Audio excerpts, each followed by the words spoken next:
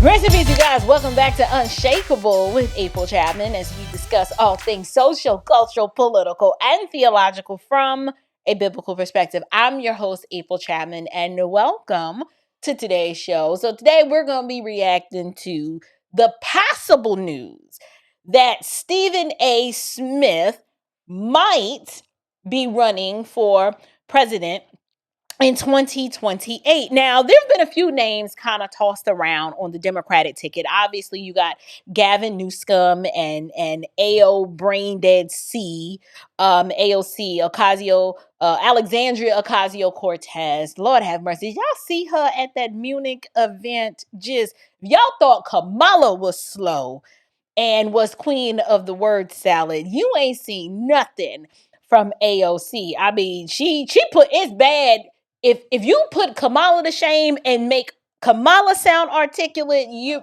You're pretty dumb. But anyway, there's a whole lineup of low IQ Democrats that are considering throwing their hand or their hat in the ring. And today I want to react to the news. There's this interview of Stephen A. Smith talking about his possible run for president. And I have my thoughts on what a Stephen A. Smith led presidential, like, what would life be like if Stephen A. Smith were president of the United States? I have a lot of thoughts on that, but I want to engage with a few things that he said in the interview, and then I want to react to some clips from some TikTokers and individuals on the internet who made sure to remind Stephen A. Smith that at the end of the day, you just an N-word, and that's all you go ever be. And that if you remotely believe in yourself and think that you can do it, they're going to make sure that they remind you that you can't. So without further ado, let me share my screen here. This first clip is the a snippet of the interview of Stephen A. Smith talking about his presidential run. You make a decision by the end of 2026? I will make a decision in early 2027, but I am not ruling it out because I expect a lot of success to come my way. And Lord help everybody if the amount of success comes my way ensures that I never have to worry about my quality of life ever again. What do you think your mother would advise you to do at the end of 2026, early 2027? My mother would have a heart attack. If you ran? She wouldn't want me anywhere near politics. Why not? Because of how evil it can be. So, I want to engage with that. I'm hard on Stephen A. Smith, but I'm not hard on him for the same reasons that Black liberals are hard on him. I'm hard on Stephen A. Smith because he has defied so many odds and still wants to be a victim, yet on occasion, he wants to function in his freedom, meaning he's experienced what it's like to live as a Black man in this country, as an American, as a capitalist, adding value to the sports and entertainment marketplace, and in exchange, being paid a lot of money for doing so. Yet he's a coward, right? He doesn't remind me of the Black men who actually stood on a principle and had convictions, and it doesn't shape. To me, he lacks those character distinctives that shape a person, that makes them a good leader. We've seen him be a good follower. We've seen him toe the line, be weak, be effeminized and emasculated, but we've yet to see him truly walk and assert himself, and his manhood, and to rise to the occasion of the level of leadership that is required to run the greatest nation on the planet. So I am very critical of Stephen A. Smith. However, unlike the Black liberal, I would never tell, a Black man that they shouldn't run because they're Black, and because you're Black, they're not going to let you in. Like, there's a boatload of reasons why Stephen A. Smith should be nowhere near the Oval Office, but it has nothing to do with his melanin count. It has everything to do with his level of intellect, his business prowess, his understanding of geopolitical issues, him just understanding what it takes to run a country. There's a qualification issue. And despite his success, I applaud his success, but his success is in a very niche market, and he need to kind of just stay over there. But I felt him when he said, his mother would absolutely lose her mind if he ran, because politics is evil. And he's right. He's not going to be shielded at all from the attacks. And to be honest, and do not take this the wrong way, y'all, but this is just how I communicate. Because Stephen A. Smith was not raised around men and he didn't have a strong patriarchal presence in his life, Stephen A. is not built for the campaign, and he ain't built for politics at that level. He is going to fold like a punk. He can't even handle a little criticism from the pro wokety woke blackety black the feminists, the Ratchetang gang. He can't even handle pushback from them or criticism from them before he starts folding and groveling and begging for their forgiveness. So I don't see him as someone on the world stage being able to assert any sort of authority or presence that's intimidating to anybody. He know he got the gift of gab. Like, he can run his mouth, but it takes a little bit more than being able to run your mouth and have the gift of gab in order to be an effective leader and to just be a change maker in this space. So that's the first thing I want to say. The second thing is, politics is very evil. They will chew him up and spit him out. However, according to Stephen A., he's going to make a decision toward the beginning of 2027 on whether or not he's going to run, and he's not going to rule it out. So basically, what's going to determine if he probably throws his hat in the ring is his ability to raise money. Now, he's already financially independently wealthy, and I don't know what he meant by, if things go and the level of, if he achieves some level of success, or I'm paraphrasing, I'm not sure what he meant by that. I don't know if it's some stock market win or whatever, but it could mean his ability to land some top donor funding. If he can raise the money, then he'll probably absolutely do it. Now, whether he can win or not, that is a separate conversation. But I want you to listen. I want you to listen to what the melanated Marxist-minded Black feminist or Ratchetang Negro will say the moment you attempt. Mind you, Stephen A. is hardly far from a conservative. We wouldn't claim him over here on the right. He don't know how to function in his freedom. He's too weak. Like, he's not built for this life over here as a Black conservative in America. But notice, I want you to listen to how the mindset of the Black liberal, and how it is a very defeatist mindset, and the goal, they literally do have a crab in the barrel mentality. Listen to this. I think I speak for all Democrats when I say this. Stephen A. Smith, stay on that side. You have been very anti-Democrat the last year and a half. No Democrat in their right mind is going to vote for you in a Democratic primary, okay? Now, let me just engage with that. She said he's been very anti-Democrat lately. This is the reason why the groupthink that exists on the liberal left, you are not allowed to have an independent thought. Nothing about Stephen A. rings conservative or Republican or whatever you want to label it. However, he has objectively levied some legitimate criticism against the Democratic Party because generationally, based on his age cohort, he can see how far left the Democrat Party has gone. And even for him, it is team too much. I would put him in the category of somebody like a Vernon Jones. They're like, well, wait a minute now. First of all this gay stuff, and not just that, the lack of law and order. Y'all got all these illegals in here. Y'all trans and kids. You want to murder babies up to the 9th month. Y'all are shutting down the government for stupid stuff. You ain't got good ideas. You're not listening to your constituents. Little things like that.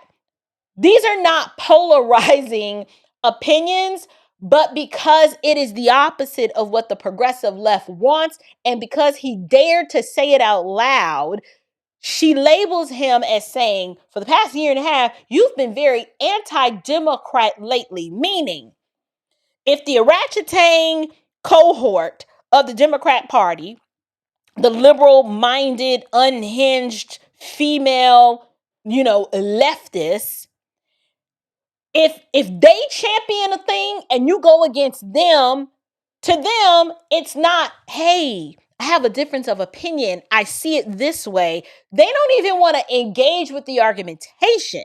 You are disavowed. You can't come to the cookout. It's because they are one party, one voice.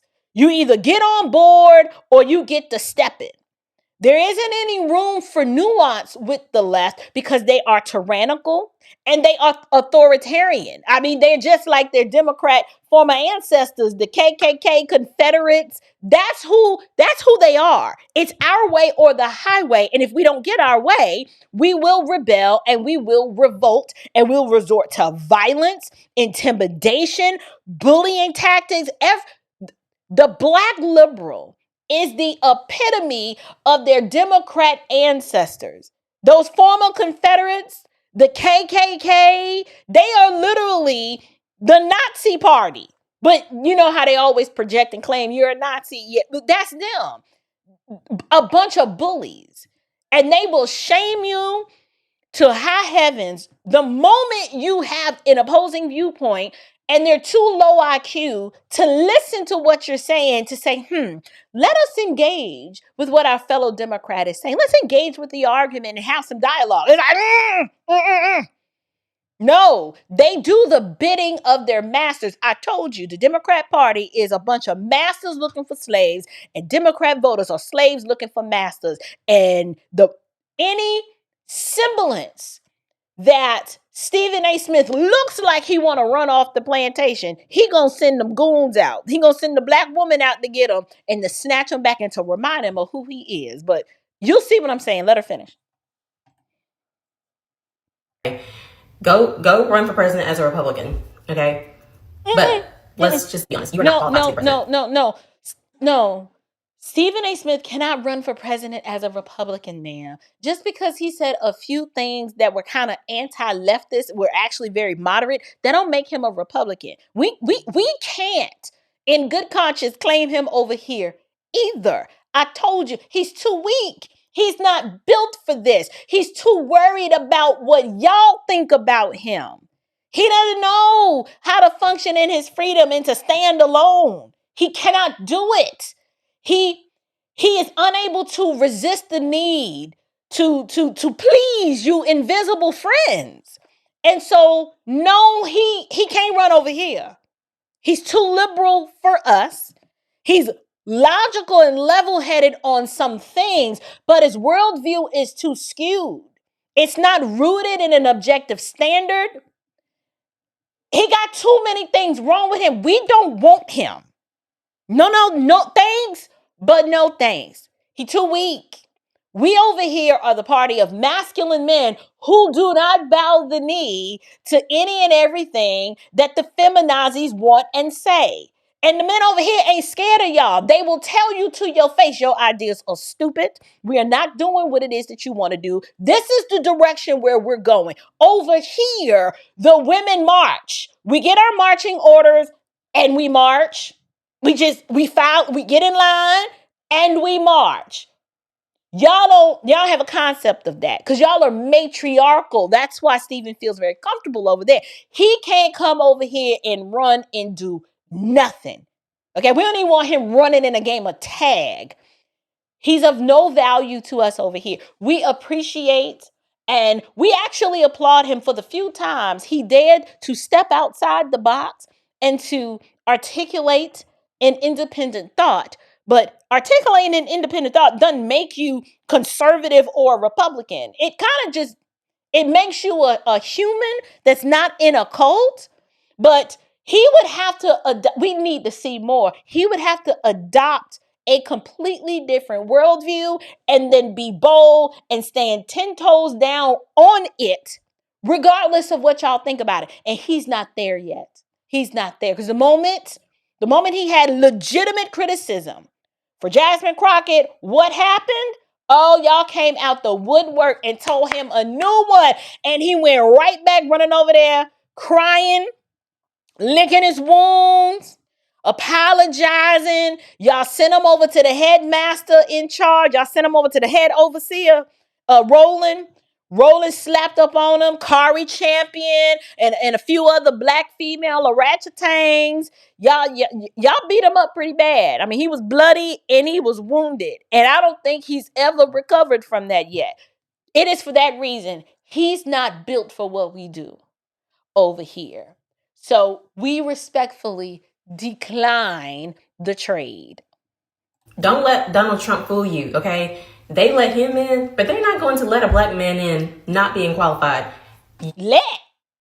Child, you better watch your mouth. Ain't nobody let Donald Trump in, okay? The king of the jungle earned his right to be in the office of the president. He overwhelmingly won in 2016, and we believe he won in 2020, and he spanked the curry queen herself, Kamala, in 2020. Was it 2024? 25, 26? Yes, in 2024. He spanked her then too. So no one let Donald Trump in. See, we understand that the only language y'all know is DEI, didn't earn it, and where the bars got to be lowered, and we just let you in. No. Donald Trump proved himself by being a phenomenal and successful businessman, running several successful businesses, and his common sense approach to leadership and saying normal things, not these far left crazy ideas with stuff that a man can't become a woman, leave the little kids alone, you stop trying to trans the kids and introduce the freak nasty sexual perversion to the children, close this daggone border, we can't do open borders, just kind of simple things like that. But nobody let Donald Trump in. It had nothing to do with his whiteness. It had everything to do with his ideas. We know y'all can't understand that, but it was his ideas.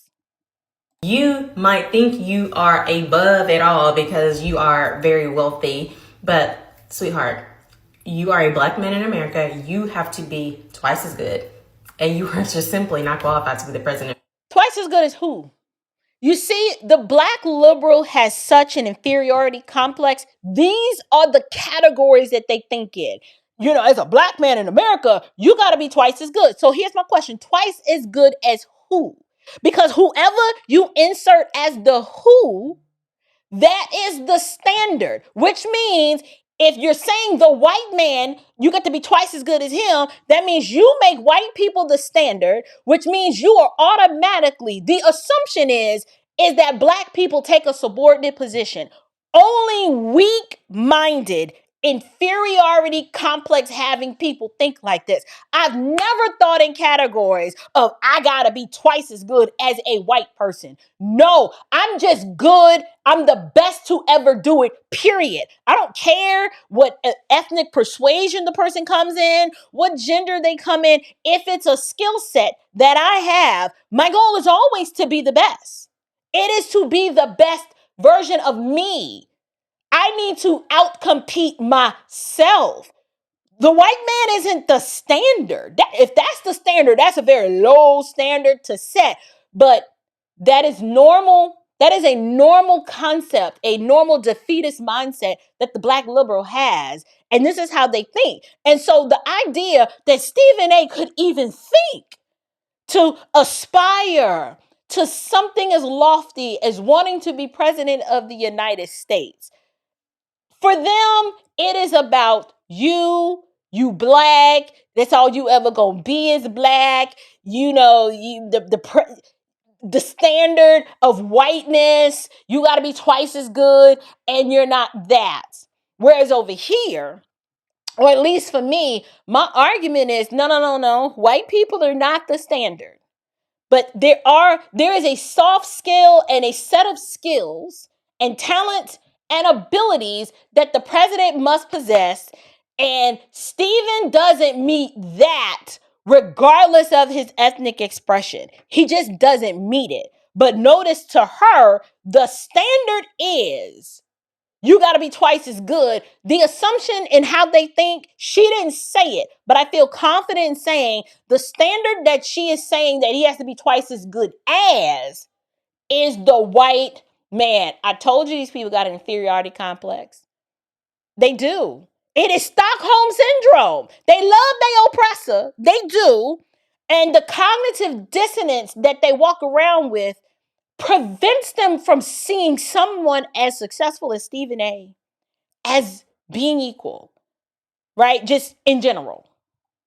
In the United States. Y'all see they trying to make that play. Trying to dangle Stephen A. Smith in our face. But white folks, you forgot one thing. We don't with that bald head. We don't fuck with him. We don't with his takes. We don't with his politics. He ain't shit. He ain't nothing but a... See, this is all they have. The black liberals, sorry about the profanity, but I did the best that I could. I missed a couple of F-bombs, but all they have is pejoratives and names to call you. And hear me clearly, okay? I am not defending Stephen A. But I will defend his right to think for himself and to have an independent thought.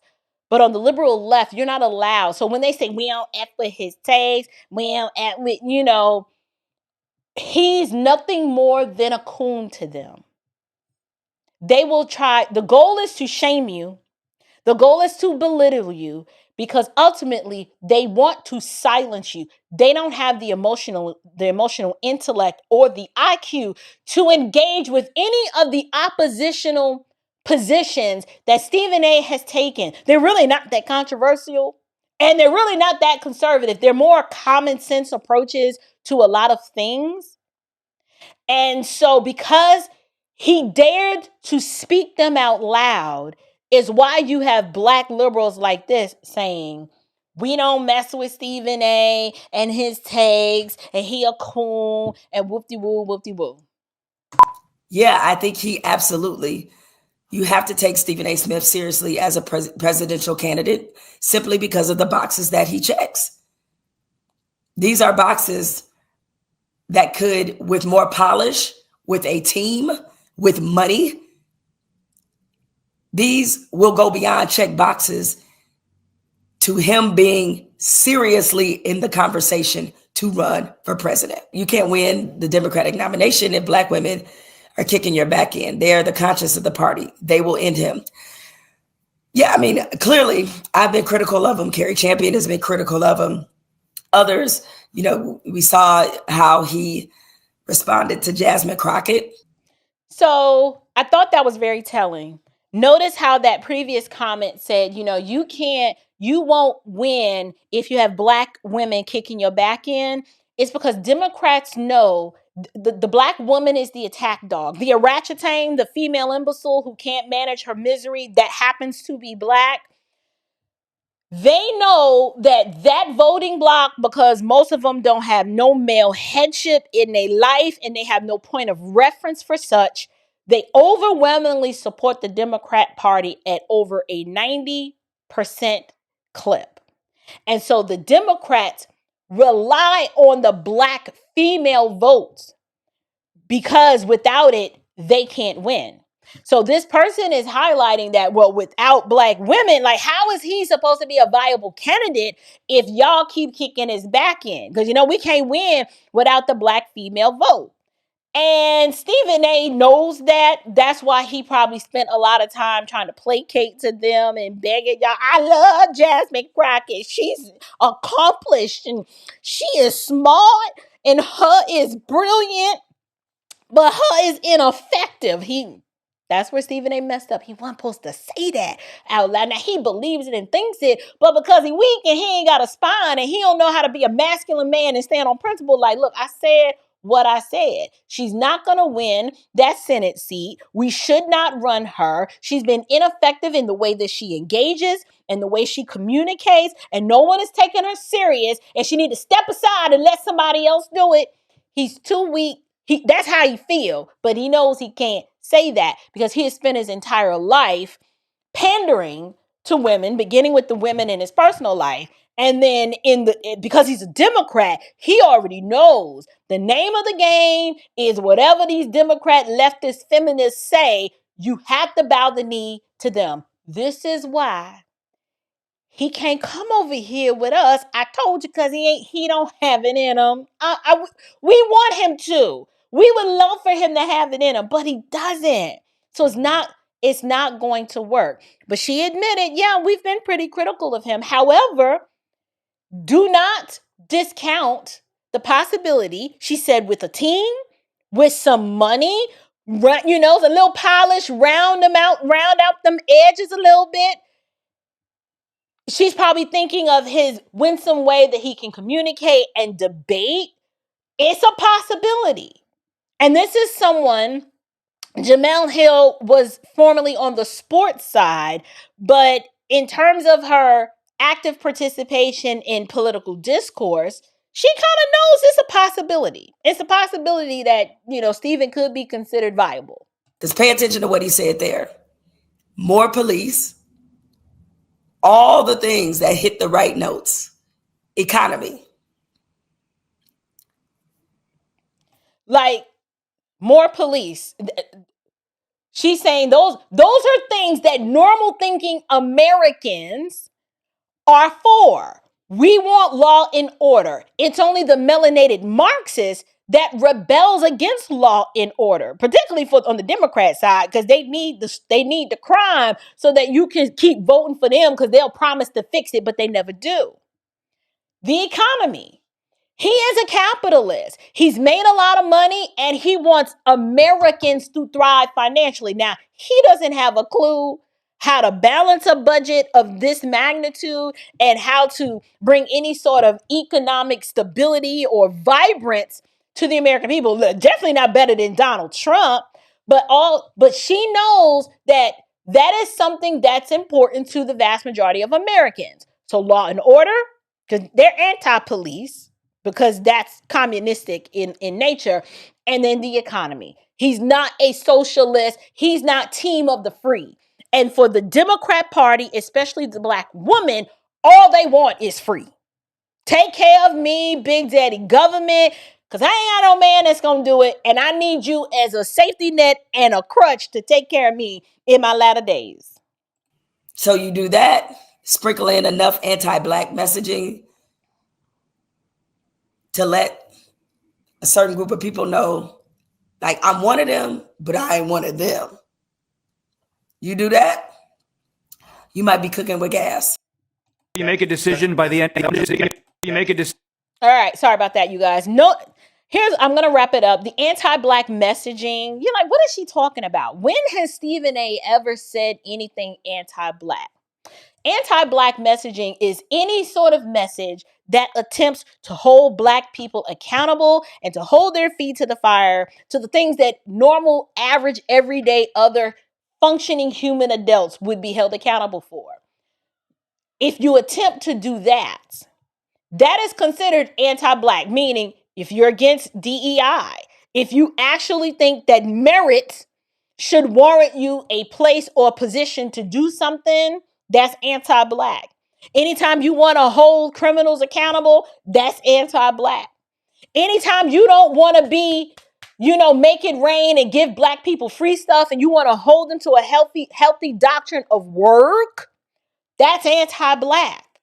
So she is saying that if he hits those points and those buzzword phrases, he's sending a message to America that, listen, I ain't as crazy and as far leftist as the rest of them. I'm Black. They got Black dude from New York swag, but I ain't Black like that. She knows exactly. What she said was exactly what she meant. And it's sad. It's really sad that within the Black community, I ain't in there. I have nothing in common with these people. I actually sit back and I laugh at them. I don't even want to be associated with them or want us to be confused. We're not the same. Absolutely not. But I think it's interesting the way that they talk about other Black individuals who have a different mindset Those of us who function in our freedom refuse to attach the victimhood narrative to us and how we just want to be viewed as free-thinking Americans, fully assimilated as citizens in this country. We're not pro-immigrant. We're not pro-rainbow mafia. We are pro-school choice. We are pro-get your hands off my guns. And we love Jesus. Those are things. You can't be those things and still be considered Black in America, which is why I am perfectly fine and okay with disavowing myself from these people. There needs to be a separation, a line of demarcation. Consider it done. If y'all want to kick Stephen A out, that is fine. I don't know who he's going to find a home with. I would never try to strip him of his dignity or worth of his Blackness, right? But as far as worldview and ideology, he's not like me. He's not a conservative. But that is not why I don't think he would make a good president. It has nothing to do with that. I can find so much common ground and agreement with some of the things that Stephen A says and still say he is not a viable candidate that I would ever support. He just doesn't. His worldview is lacking, and he doesn't have the courage, the tenacity, or the backbone for me. He too weak. He's a beta man, and we can't have no beta men in the White House. So that's why he's a no for me. But as you know, him being Black and not, no, it's not about ethnicity for me. It's worldview and weakness and a lack of masculinity. So I'm curious to know from you guys, what do you think? Do you think that if Stephen A puts his hat in the ring for the presidential run for 2028, what are the odds that he would actually get a considerable amount of votes? Would he be taken serious? Will he even make it to Iowa? Like, what do you think that primary is going to look like? Or if you're like me, like, listen, it's nice. He is a better alternative as a Democrat than AOC and Gavin Newsom. However, he doesn't have enough zhuzh to really be taken serious. And it has nothing to do with him being Black. It's just because he too Weasley. He too, like, it's the backbone for me. But whatever it is that you guys think, leave me your thoughts down in the comments box below. And until next time, you guys, stand firm, stay bold, and above all else, stay unshakable. Grace and peace.